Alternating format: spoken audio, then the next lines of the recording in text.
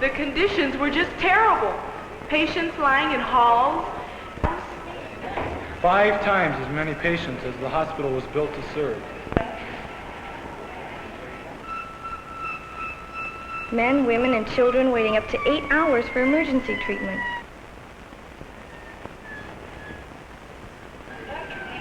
Not enough doctors and nurses to care for all the patients properly. There isn't room to move the patients. I guess they have to make repairs.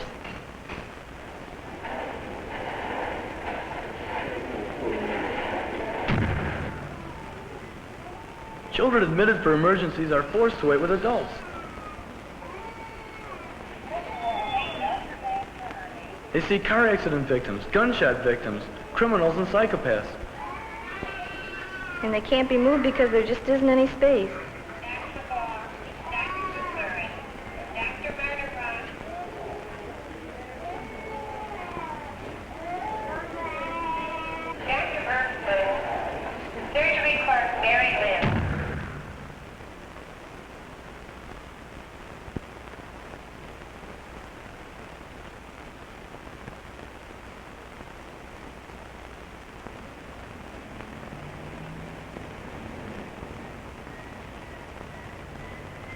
That was the sad story students in my senior English class brought back from Receiving Hospital here in Detroit. The kids were full of praise for the hospital staff, but very upset by the conditions they had seen.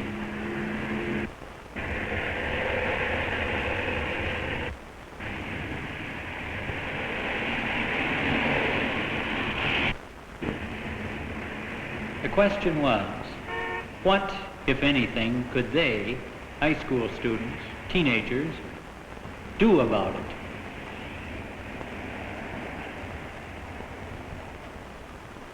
I'm Bob Donaldson, an English teacher here at Denby High School in Detroit. My class had been reading Plato's Republic, the study of an ideal society. And as part of the assignment, I asked them to write an analysis of an imperfect society and suggest ways of improving it. Some of the kids thought it was worthless to write about conditions they were powerless to change.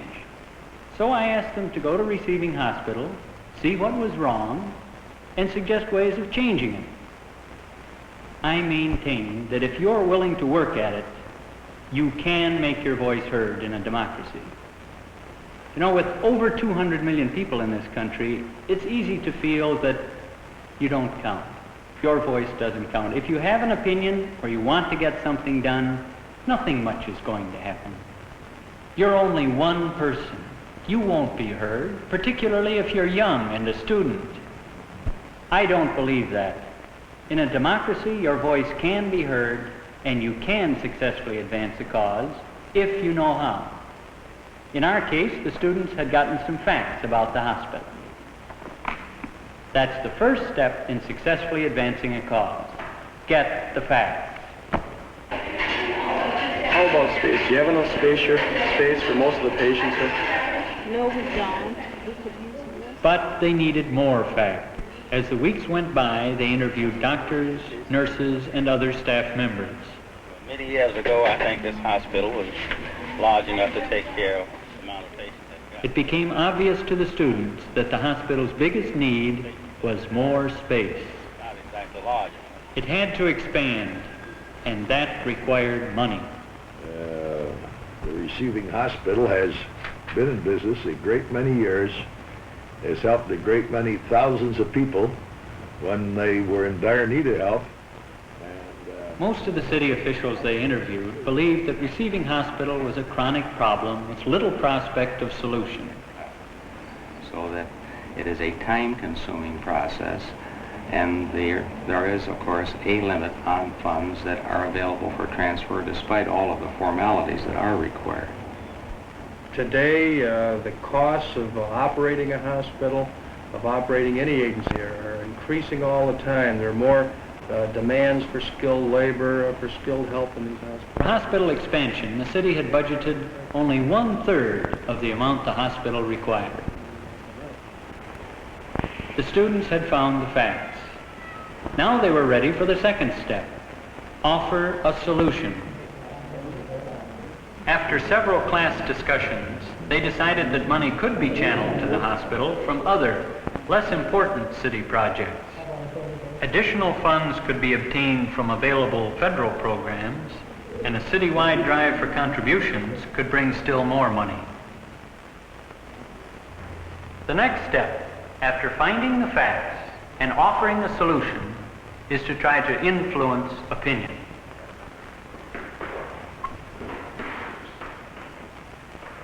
We do live in a democracy, and that means rule by the people. The more people you can get interested in the problem and supporting your solution, the greater chance for success you will have in forwarding your cause.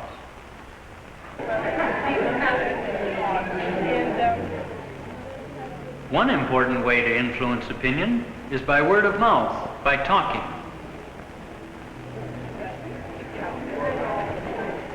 To get as many students as possible interested in them, the kids went to high schools all over the city and recruited supporters. Found the Kindari poor, and we're here to sing about it.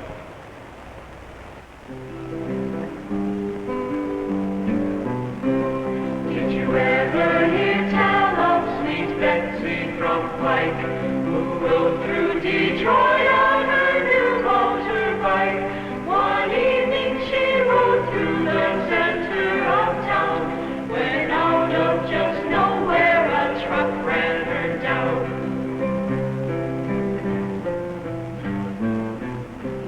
They took her to receiving, and there she must lie, while the doctors find space so sweet Betsy won't die. They know what she needs, but they haven't got room, and sweet Betsy will suffer if they don't help soon. Our students used another way to help influence opinion. They formed a group. Someone suggested that since the hospital's greatest need was more space, the title of our group should be SPACE, Students for Practical Action Through Community Effort.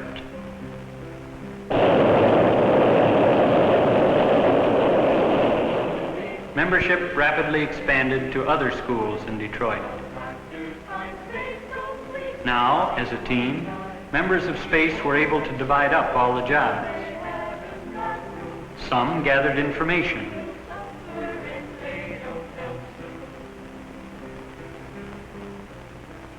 Others distributed information.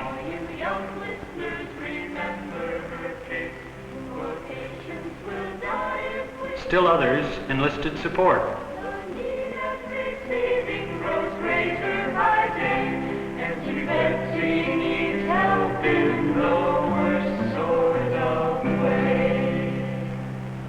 SPACE also used another very important way to influence public opinion. They wrote letters. Hundreds of fact sheets were produced, informing people of the SPACE project, the needs of receiving hospital, and asking people for support. Brief, well-written letters were sent to the newspapers and to the radio and TV stations. Soon, articles were appearing in the papers, and radio and TV personalities were talking on the air about SPACE. In the coming meeting, the students had arranged with city officials to discuss the problems and needs of receiving hospital. This is Jack Hamilton with detail and comment. When Detroit's councilmen look into the galleries at Wednesday's public hearing on the budget, they'll see some interested and informed teenagers. Late last year, an English class in Detroit's Denby High School had finished a discussion of Plato, and the teacher, Robert Donaldson, asked his 38 students to read a book describing another utopian society. The whole city was learning about the hospital's space problem. And he asked them to write Public opinion was now forming behind their cause.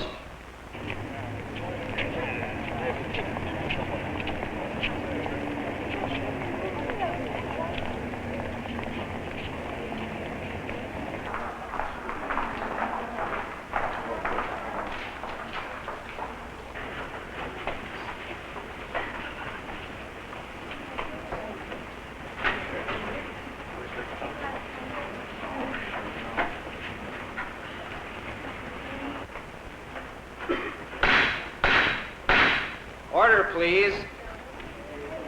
The open budget hearing of the Common Council is now in session. To open, we will hear from two students representing an organization called SPACE. Go ahead, fellas.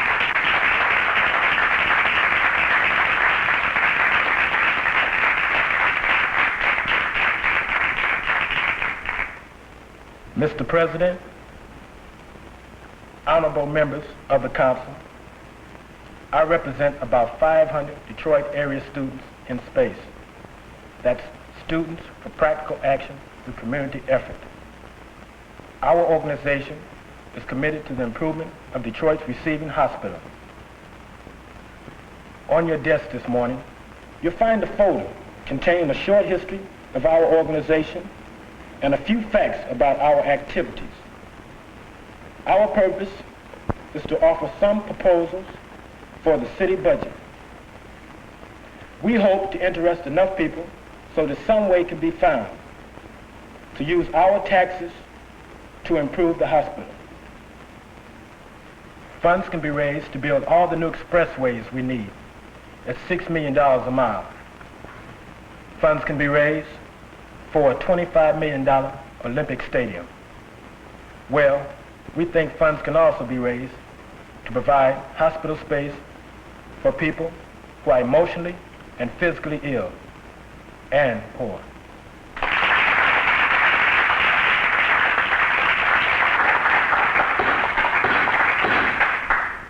Now, we appreciate your concern for the public hospital and its condition, and I think we all agree that it should be improved. But quite frankly, the funds are not available. Mr. Chairman, Mr. Chairman, Mr. Chairman, why can't the city borrow the money for the hospital? Aren't funds available under several federal programs?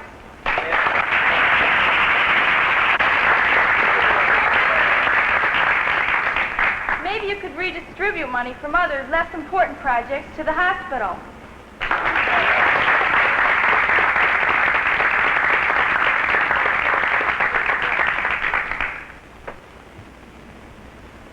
Mr. President, honorable members of the council, we realize the city has a tight budget, and we understand that many other projects have priority ratings. But we also believe that the mental and physical health of our citizens deserves much higher consideration than this budget gives. Money must be found to relieve the pain and suffering of the people of the city. The students of SPACE respectfully urge you to reconsider and appropriate the full amount of money requested by a receiving hospital for expansion and improvement. We offer our youth, our energy, and our wholehearted support for such an effort. Thank you.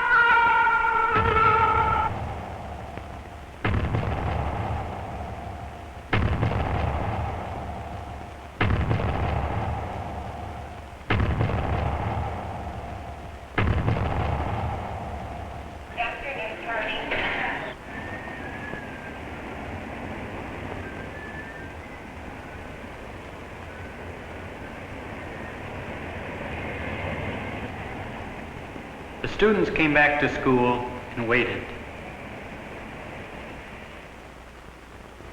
It was up to the council now.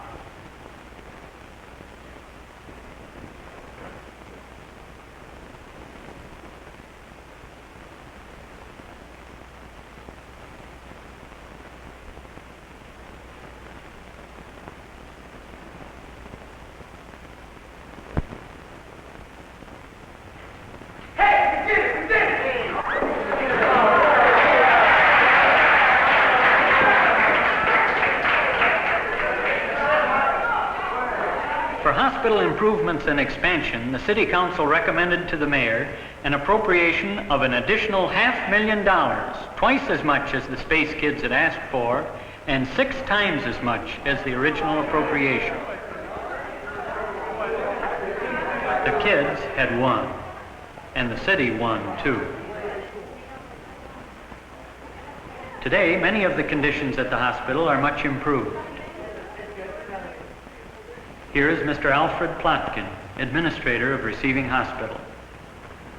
I didn't realize at the time that the Denby High School Space Committee visited us here at the hospital what far-reaching implications it would have.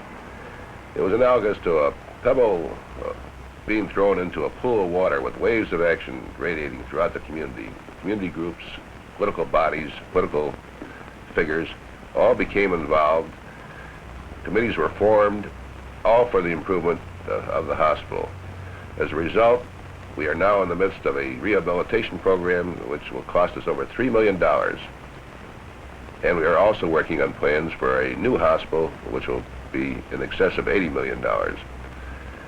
I think that all of this is a direct result of someone who was interested in the community starting the activity. And this, I think, is attributable to the activities of the students who are public-spirited, seriously dedicated to improving the lives of all of our citizens. We are not only taking care of the sick, we are training the allied health sciences, and these people then go out to all parts of the community, whether it is the poor, the middle class, or the very wealthy. Everybody benefits from an interest in public affairs. I consider this to be a direct result of the interest taken in this program and started by the students from Denby High School. Of course, not everything's been solved at the hospital. Receiving still has problems today, but significant improvements were made by young people like yourselves, by teenagers. The world's full of problems, problems that politically active young people can help solve. It can be done.